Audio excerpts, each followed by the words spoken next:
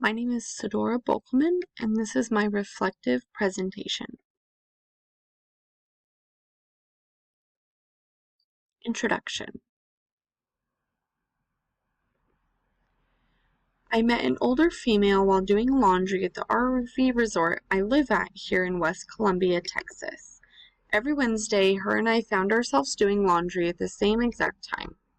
I asked her if I could ask her a few personal questions for my psychology class, and she said yes.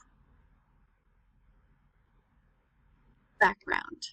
She was born in 1954 here in Houston, Texas. She grew up in a blue-collar family, what she would describe as mediocre or well-off. She said that they didn't have a lavish lifestyle, but they never went without. Her dad was a truck driver and her mom was a cook at a nursing home. She had 2 younger brothers and they lived in a 3-bedroom house.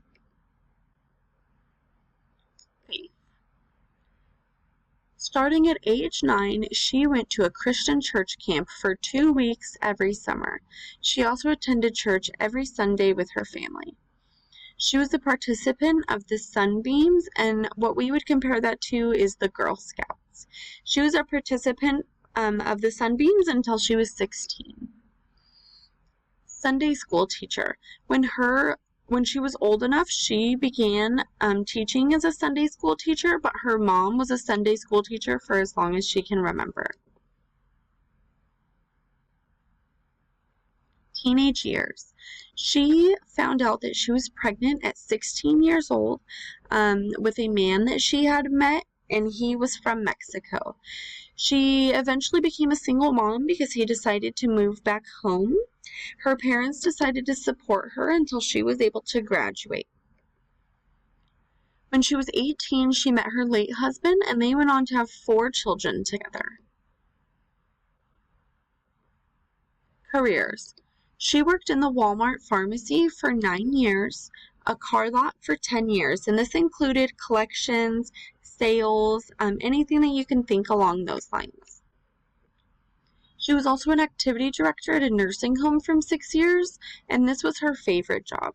She said that she highly enjoyed working here with all of the elderly people, and she was very sad when they closed their doors. After this, she worked multiple different miscellaneous jobs, including fast food, a bus driver at a nursing home, and also a construction laborer for a construction company. Trials. At a young age, she faced a lot of heartache and tragedy. When she was 27, her dad had passed away due to liver cancer, and when she was 28, her mom committed suicide. When she had turned 39, her brother was in a police car chase and unfortunately was shot and killed. After her brother died, she turned to alcohol for comfort, and she really struggled with that. This quote is from an article that I was reading in regards to how your religion affects the guilt and everything that you feel towards alcohol. It says, religious affiliation is positively related to attitude towards alcohol. This meaning that if your religion or your relationship with the Lord is very strong and firm, then you'll have a very positive outlook towards alcohol instead of turning to it for comfort in hard times. She found that this was something that she still struggled with, and she actually struggled with it for quite a while. Relationship with God. Even throughout all of the death that she experienced and her alcoholism, she faithfully remained going to church every Sunday. She never doubted the Lord's plan, and she always knew that He knew best. This was a Bible verse that she had turned to multiple times throughout her life, and it gave her comfort. Fear not, for I am with you. Be not dismayed, for I am your God. I will strengthen you, I will help you, I will uphold you with my righteous hand. Isaiah 41:10. She asked God for help with her drinking because of her dad dying of liver cancer, and that wasn't something that she wanted her kids to watch her go through. Unfortunately, she was diagnosed with cancer at the age of 49. It was colon cancer, and it was stage 4, and it was found during a routine checkup. During this time, her relationship with God grew much stronger. She didn't know what path to choose. She didn't know where to go, or who to turn to, and ultimately she ended up turning to God. She decided to fight the cancer and proceed with chemo, and she fought it and she beat it. She fought cancer for 2 years, but she ended up coming out on top. My response to this interview, as I was amazed at all the pain that she had endured, and that she was still very kind and inviting and a very positive person. Every time she would talk about one of her family members' death or any of the major events that she went through, it was always followed with very happy stories, and a lot of positive memories. The strength and the confidence that this woman had just radiated off of her. She was very outgoing, and you could tell when you first walked in the room with her. Integrity or despair? This was a quote from the textbook that we're reading. It says, to achieve integrity, a person must come to terms with the choices and events that made his or her life unique. There must also be an acceptance of the fact that one's life is drawing to a close.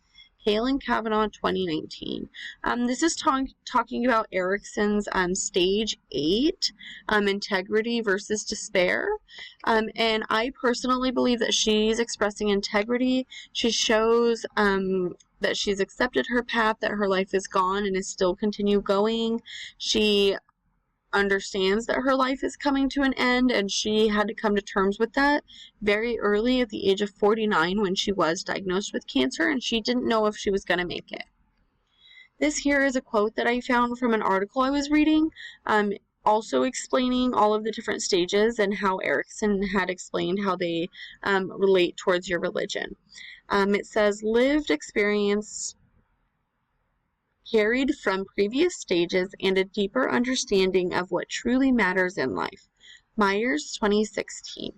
I believe that she does understand what truly matters in life after going through everything. She has come to amends with her alcoholism, and she understands that it's all part of God's work, and she just has to trust him. And these are my references. This here was the article that I was talking about, Erikson talking about religion and how it relates to all different stages of life. This is the Bible that I had quoted. This is the textbook that we're reading, where it also talks heavily about Erikson and all different stages. And this is the last article I was talking about, where it talks about religion and how guilt and forgiveness, that all correlates with alcohol dependency and how to get through that. Thank you so much.